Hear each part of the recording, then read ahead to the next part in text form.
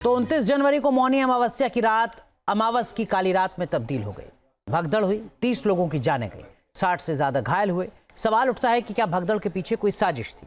सूत्रों के मुताबिक एसटीएफ की जांच में कुछ चौंकाने वाले खुलासे हुए।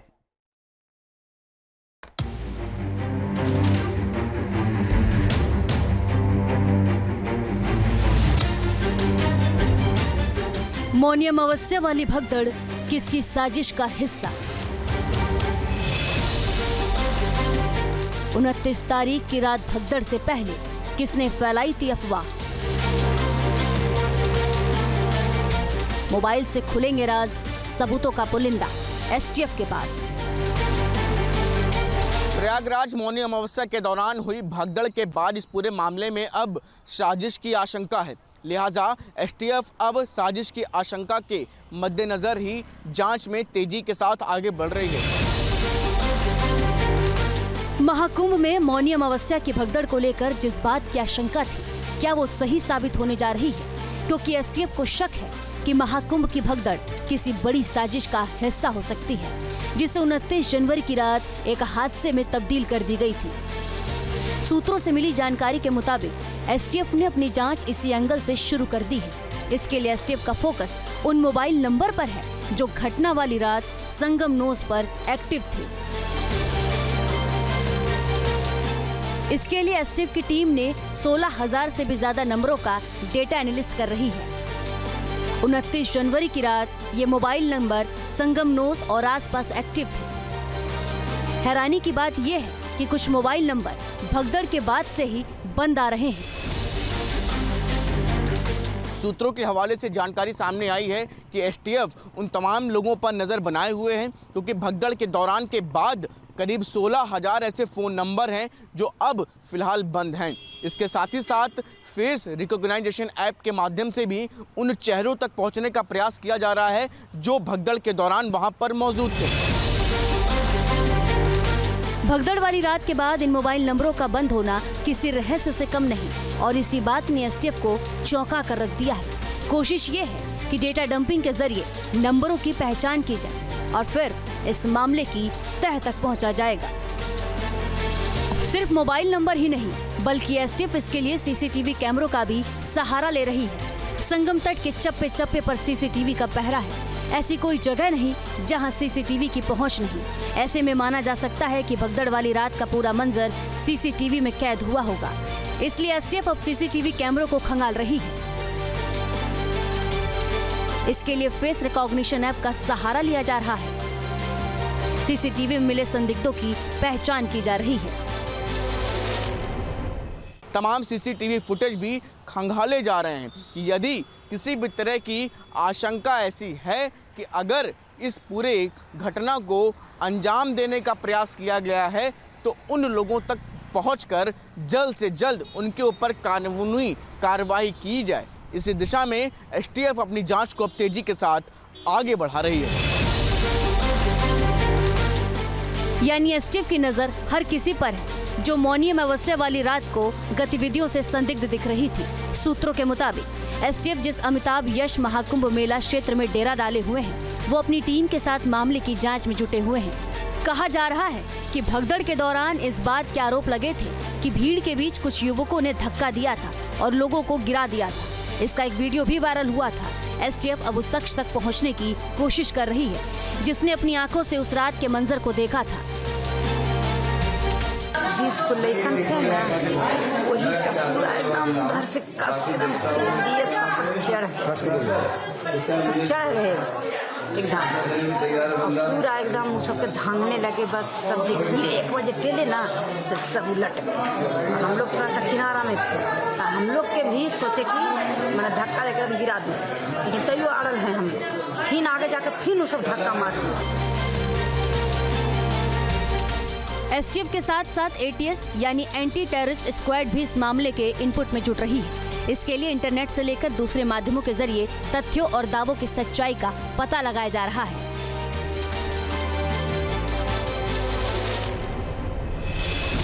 वॉच लिस्टेड की गतिविधियों को भी खंगाला जा रहा है।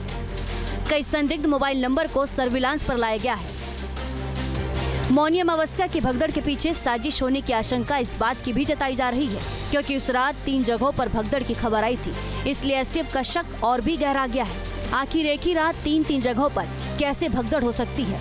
इन सवालों के जवाब के लिए एसटीएफ और एटीएस की टीम महाकुंभ क्षेत्र में रेहड़ी वालों और दुकानदारों से पूछताछ कर रही है ताकि कोई अहम सुराग हाथ लग सके। अगर कहीं से ये साजिश हो के एंगल अगर सोच रही है, डेफिनेटली कुछ ना कुछ क्लू उनके पास होगा, इसीलिए एंगल दिखाई जा रही है। और एक चीज मैं कहना चाहूंगी, जब भी आप देखिए कोई भी सनातनियों का कुछ ऐसे महापर्व होता है, कोई भी जब अयोध्या में जब रामलला का स्थापना हुआ या यहाँ पे देखिए कोई भी बड़ा पर्व होता है, वहाँ पे कुछ ऐसे साजिश से हमेशा बाहर से की जाती है। और योगी जी को या माननीय प्रधानमंत्री नरेंद्र मोदी जी को बदनाम करने के लिए बहुत सारे forces not only with in India बाहर से भी काम कर रही है। इतना बड़ा करोड़ का आयोजन, पृथ्वी का सबसे बड़ा आयोजन है ये, और यहाँ पे अगर इतना आयोजन कोई कर रहा है 45 दिन के लिए, इतना छूक से तो करेगा नहीं। कोई एक्सटर्नल फोर्स ही यहाँ पे ऐसा कुछ किया हुआ है, कुछ लोगों को घुसाए दे गया है, उसके बाद भगदौड़ी शुरू हुआ है और एसटीएफ से भी यही निकलना चाहिए। सीएम योगी को भी लगता है कि भगदड़ के पीछे कोई साजिश हो सकती है। उन्होंने कहा कि लोगों को गुमराह कर सनातन के खिलाफ साजिशें की जाती हैं।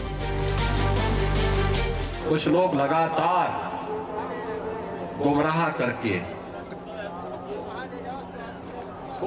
करके सनातन धर्म के खिलाफ हर एक मुद्दे पर षड्यंत्र करने से बाज नहीं आते। अरे आज से नहीं, बहुत पहले से हम लोग देखते रहे। राम जन्मभूमि मुक्ति आंदोलन के दौरान भी ये सभी पूज्य संतजन उस समय के भी साक्षी हैं। वे लोग उस समय, उनका व्यवहार, उनका चरित्र उस समय भी जग जाहिर था और आज भी है। यूपी के कैबिनेट मंत्री ओम प्रकाश राजभर ने भी महाकुंभ में साजिश की आशंका जताई है।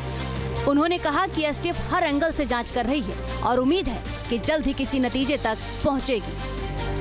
हर एंगल से जांच हो रही है ना कि क्यों ऐसा हुआ। जिस महाकुंभ की तैयारी का जायजा देखरेख देश के प्रधानमंत्री जी कर रहे हों और सूबे के मुख्यमंत्री हर तीसरे दिन दूसरे दिन वहां जा कर के तैयारी खुद अपनी देखरेख में करा रहे हों, सारी व्यवस्था, तो अगर वह इस तरह घटना है तो निश्चित है कि ऐसे लोगों का पता लगाया जाना चाहिए कि ये कौन लोग हैं जो इस तरह की हरकत किए हैं। महाकुंभ में भगदड़ के पीछे साजिश का शक साधु संतों ने भी जताया था।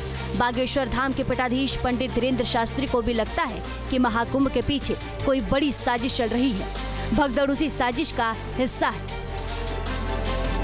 यहाँ पर बहुत षड्यंत्र चल रहे हैं, जगह जगह आग लगाई जाएंगी, अभी और उपद्रव करेंगे, छवि को खराब करने के लिए, सनातन को मिटाने के लिए, हिंदुत्व के ऊपर प्रश्न चिन्ह खड़ा करने के लिए बहुत षड्यंत्रकारी यहाँ वेश बदल के घूम रहे हैं।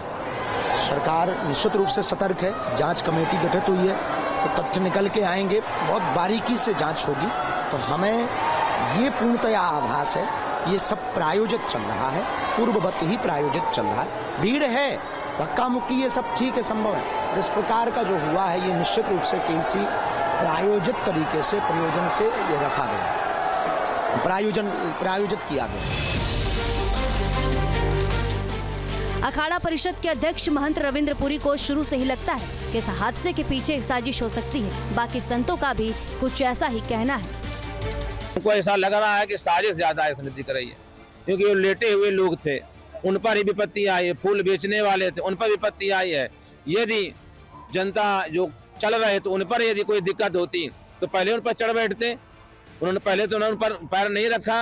इसका मतलब कोई नहीं, साजिश के तहत हमारे सनातन संस्कृति को धब्बा करने का प्रयास किया गया है।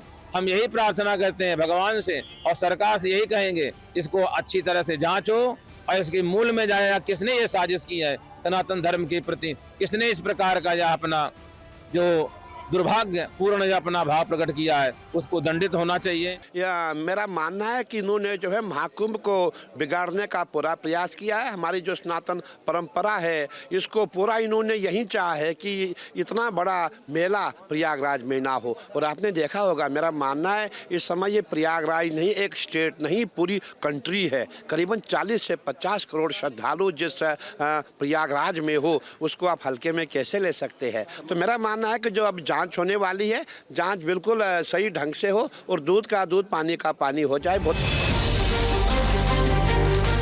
मौनी अमावस्या की रात भगदड़ के पीछे ऐसे कई संकेत मिल रहे हैं जो इशारा साजिश की तरफ कर रहे हैं। हालांकि हादसे की जांच के लिए एक आयोग का गठन किया गया है। जांच आयोग ने अपना काम भी शुरू कर दिया है। प्रयागराज पहुंचकर अधिकारियों से पूछताछ और चश्मदीदों से भी जानकारी जुटाई है। लेकिन एसटीएफ और एटीएस के सीधे तौर पर जांच में उतरना ये साबित करता है कि कहीं न कहीं कोई बात तो जरूर है।